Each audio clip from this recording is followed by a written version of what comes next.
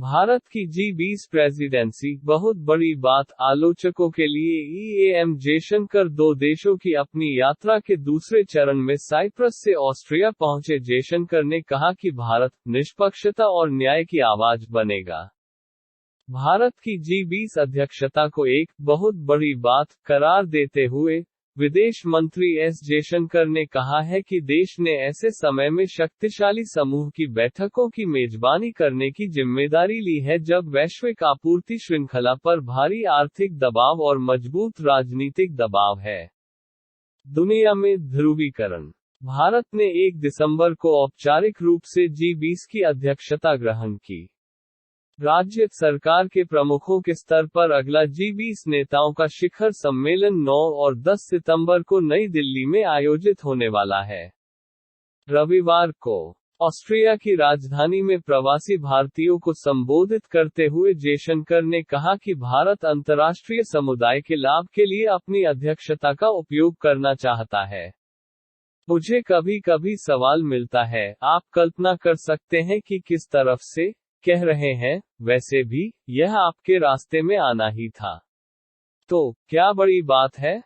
ये बहुत बड़ी बात है, क्योंकि हमारे कूटनीतिक इतिहास में हमारे पास इतने शक्तिशाली राष्ट्र कभी नहीं रहे।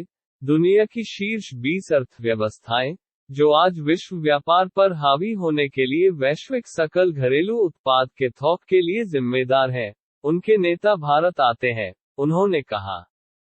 इससे ज्यादा जो आ रहा है, ये है कि वे कब आ रहे हैं, क्योंकि यह कठिन समय है।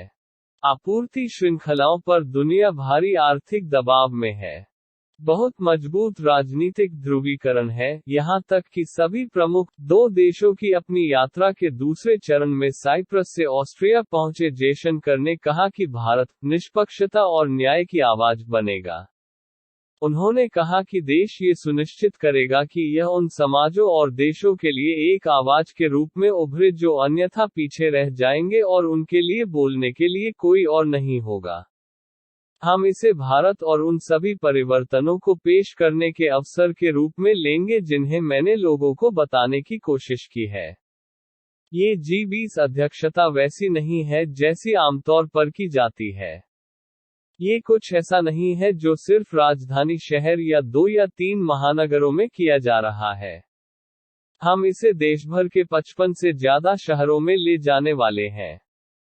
हम ये सुनिश्चित करने जा रहे हैं कि हर क्षेत्र, हर संस्कृति, हर स्थानीय व्यंजन और स्थानीय उत्पादों की विविधता दुनिया के सामने प्रदर्शित हो, उन्होंने कहा। जयशंकर ने कहा कि देश के कोने कोने को देखने का अवसर पाने के लिए हजारों अधिकारी और नेता भारत आएंगे। उन्होंने भारतीय समुदाय को अपने लंबे संबोधन में कहा, इसलिए एक अर्थ में मैं कहूंगा कि आप इसे दुनिया के लिए भारत के विपणन के रूप में सोच सकते हैं।